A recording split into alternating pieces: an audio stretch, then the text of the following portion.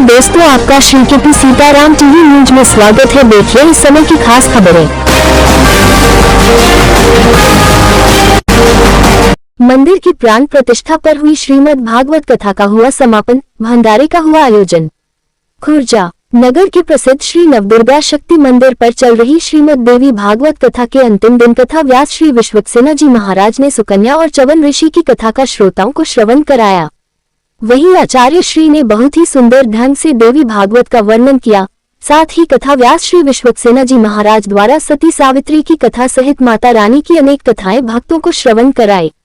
इसके अलावा कथा व्यास आचार्य श्री महाराज जी द्वारा महाराज परीक्षित की कथा भक्तों को सुनाई गई। उन्होंने कथा के दौरान बताया कि राजा परीक्षित की मृत्यु तक्षक सर्प के काटने से हुई थी।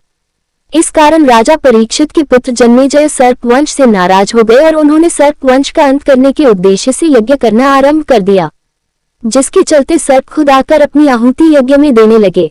वही सर्प वंश के विनाश का खतरा पैदा हो गया। तब ऋषि आस्तिक द्वारा जन्मेजय को समझाया गया तथा यज्ञ को रोका गया। कथा व्यास जी ने बताया कि तभी से जो भी मनुष्य आस्तिक मुनि का नाम लेता है उसे सांपों से खतरा नहीं रहता है। उन्होंने बताया कि मां दुर्गा भोग और मोक्ष दोनों को प्रदान करती है। जो भी व्यक्ति पूरे मन से माता रानी की सेवा करता है, माता रानी उसकी हो जाती है और उसकी हर इच्छा को पूर्ण करती है।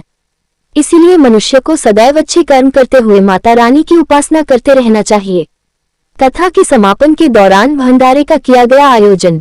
कथा के दौरान मुख्य यजमान के रूप में डॉक्टर शशि प्रभा त्यागी व सह यजमान के रूप में राजा गर्ग व अनुज बंसल मौजूद रहे। कथा की समाप्ति के बाद मंदिर के गर्भगृह में हवन यज्ञ का आयोजन किया गया, जिसके पश्चात प्रसाद वितरण किया गया। कथा की व्यवस्था में मंदिर कमेटी के आजीवन सचिव रोहित अग्रवाल, अनिल महाराजा, अजय गर्ग एडवोकेट, निमिष कुमार गर्ग एडवोकेट, भूदत्त शर्मा, अजीत मित्तल, अनिल अग्रवाल, दुष्यंत वर्मा, विकास वर्मा, प्रमोद वर्मा, प्रमोद भारद्वाज एडवोकेट, डॉक्टर नरेश चंद्र शर्मा के अलावा मंदिर के मुख्य पुजारी नंद किशोर शर्मा, पंडित सुरेश कुमार, पंडित कमराज ओझा, राजकुमार भारद्वाज सहित अनेक सदस्य मौजूद रहे। प्रदीप पंडित, बुलंदशहर।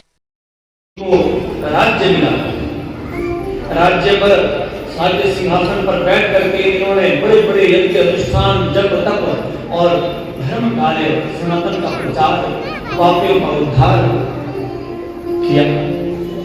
सत्यव्रत राजा के ही कुल में उनके ही पुत्र के रूप में हरिश्चंद्र जी का जन्म। हरिश्चंद्र जी कथा आप सब जानती कि जब रात्रि को सो रहे थे, आप सब जानते हैं दर्शन दया दर्शाई।